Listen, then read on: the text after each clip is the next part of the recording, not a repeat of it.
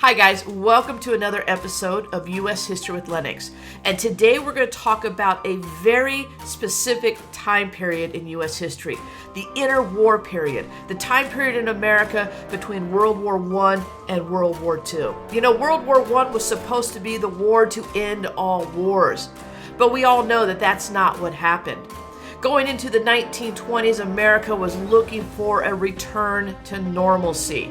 And that meant going back to the policies pre-World War I, which was essentially isolationism. And if you look at the presidents who were elected during that time, Warren G. Harding and Calvin Coolidge, they supported that idea. But as we started to move into the 1930s, we started to see governmental changes over in Europe that were concerning. And not only that, we were still dealing with the depth of the Depression of the 1930s. So we had a lot of decisions we had to make. Do we focus more here at home as to what's going on with our problems? Do we look at what's going on over in Europe and just ignore it, or do we get involved? And that's what we're going to look at, this interwar period where we look at the attitudes of America with regards to our role in the world. So if you're ready, let's take a look at America leading up to World War II.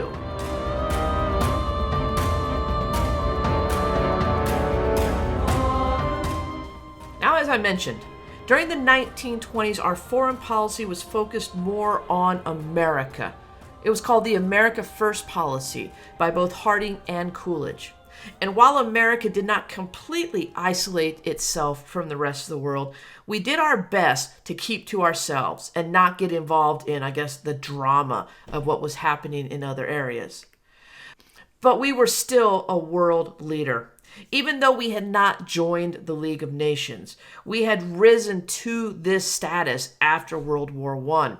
And we played the role quite well when we hosted the Washington Naval Conference, focused on igniting the world economy with the Dawes Plan, and then tried to take a step forward to end wars with the Kellogg-Briand Pact.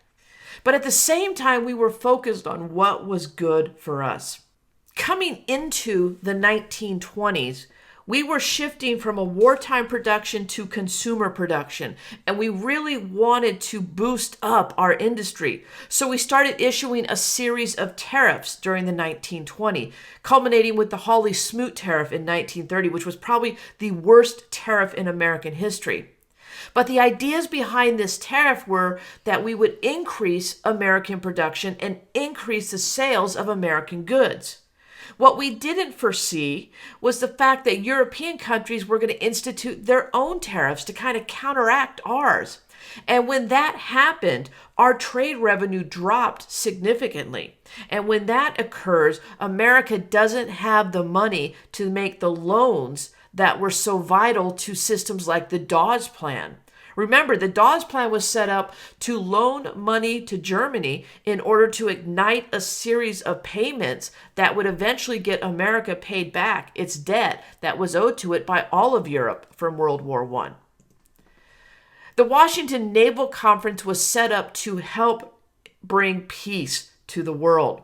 Several different treaties were signed by the 9 countries that attended, including the 4 Powers Act, the 5 Powers Act, and the 9 Powers Act. Now, each of these treaties were set up to maintain peace in one way or another. For instance, the 5 Powers Act was all about limiting the size of navies of some of the world's largest powers, such as the United States, Great Britain, and Japan. And the 9 Powers Act was put in place to protect the sovereignty of China as well as the open-door policy, maintaining trade relationships throughout the world. But these treaties are not going to sustain the time, specifically because of Japan. You see, Japan was in the same boat as everyone else. They're trying to build up their industrial world as well. But what Japan lacks is raw materials. They are isolated on their island. And the last thing they want to do is depend on other countries for raw materials. So they're going to start to create an Asian empire that started in 1931 when they attacked Manchuria. 6 years later, they're going to increase their invasion territory and move into China. This was completely against the League of Nations covenants, and the League of Nations is actually going to reprimand them. But there was no punitive action. They weren't punished because there wasn't any power really in the League of Nations. And I want to say specifically because the United States was not part of it.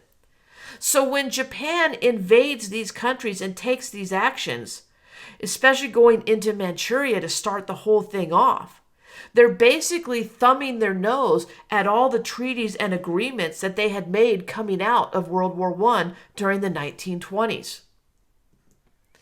On top of that, we're going to have a skirmish with Japan in 1937 after they invade China. Some of their pilots are going to bomb an American ship. And when the USS Panay is attacked, 3 Americans are going to be killed. Japan's reaction was an apology and a promise that they would never do it again. Well, that might seem kind of simple, but America accepted it. But why would they accept this apology? I mean, they killed 3 American people. I mean, and look what happened in our past. You remember the Maine? I mean, that wasn't even a real attack, but we used it as an excuse to go to war with Spain. And then the Lusitania was just one step towards World War I. But very few Americans called for war. You didn't have this huge public outcry for Americans to avenge the loss of these American sailors. On top of that, while this is happening over in China, there's something happening over in Europe as well. And that's going to be the rise of totalitarianism and these dictatorships that are growing throughout several European countries. These dictatorships were prevalent in the Soviet Union, in Italy, in Germany, and in Japan. When we look at these dictatorships, the Soviet Union is going to be taken control by Joseph Stalin. Joseph Stalin had once been the general secretary of the Communist Party. And when Lenin passed away, Stalin's going to use all his power to take control of the country and create this dictatorship in which he had complete control. When Benito Mussolini is going to create a fascist government to take over, with him in complete control of that country. Finally, the guy you all know, Hitler, in Germany.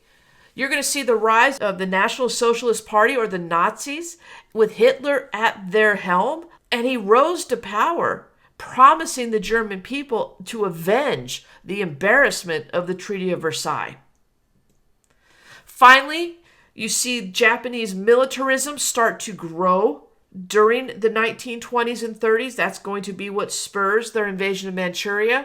And this is going to be guided by Hideki Tojo, as well as their Emperor Hirohito. And these are the men that take control of all of these countries. And yet, you still don't hear an outcry from Americans. We didn't want to get involved. When you look at each of these countries, they're all trying to expand into other parts of the world. If they had just focused on their own countries and controlling what was going on in there, that would have been one matter. But they're trying to expand and build empires. The Japanese empire started in Manchuria and is spread into Mongolia, but then will later go into places like the Philippines and French Indochina and Thailand and Burma. And what their goal is to take over the entire Asian continent. Germany is going to try to gain back a lot of the land that was lost after World War I. They're initially going to move into the Rhineland, that demilitarized zone between themselves and France, but then also in the Sudetenland, Austria, and Czechoslovakia, all trying to build this German empire. And not to be left out, Mussolini is going to move down into Africa and try to take over Ethiopia. And yet, where's the world? Where's the world when these totalitarian regimes are rising up? Basically, they're practicing the idea of appeasement.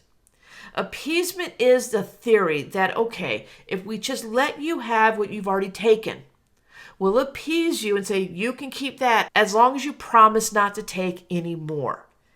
Well, of course, these dictators are going to say, no, we're not going to take any more.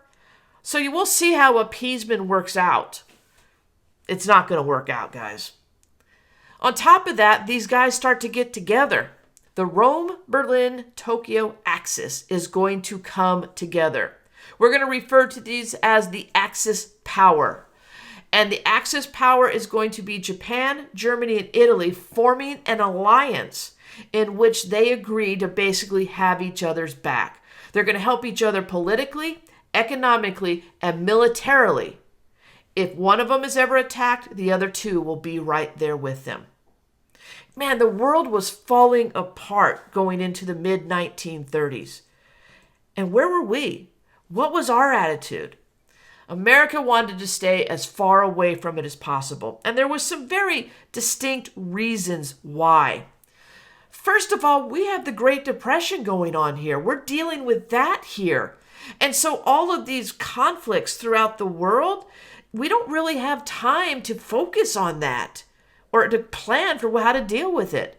And not only that, while we saw the imminent threat of war in Europe and Asia, Americans had the growing desire to completely stay out of that. On top of that, the Nye Committee had been formed. From 1934 to 1936, a committee led by Gerald Nye is going to come together, and they're going to investigate what happened with World War I. And they're going to realize that there were a lot of people that made a lot of money after World War I, specifically a lot of the industries that got involved in war production. The Nye Committee is actually going to refer to these industries as merchants of death, saying that they were driving the president to get involved in the war in order for them to make more money. The Nye Committee is going to get a lot of support in America, and Americans are going to get behind it, saying we don't want to do that again. And Congress is actually going to pass 3 neutrality acts to prevent us from getting into wars in the future. By September of 1935, this graphic that was put together by the New York Times shows you what Americans were really concerned about. And the bigger the box, the more concern that Americans had. So in September of 35, unemployment and the budget of the U.S. government is number 1. Now, keeping out of the war is right there at a close 3. So the war is seen as a concern, but keeping out of it is seen as a bigger concern. So in the 1930s, when you look at the foreign policy of America, you could call it isolationism because we were trying to stay out of the tensions that were growing in Europe and Asia. But in all reality, we didn't isolate ourselves. We just didn't intervene. So maybe a better foreign policy approach would be non-intervention. So that's it. That's a brief look at America during the interwar period.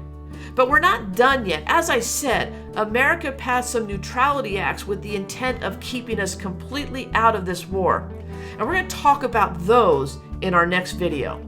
If you missed something, you can always go back and watch again. If you have any questions, you can drop them down in the comments. If there was something that you said, hey, that was cool, go ahead and give me a like. And as always, if you like what you see, go ahead and subscribe. We'll see you on the next one. Thanks for watching. Bye-bye.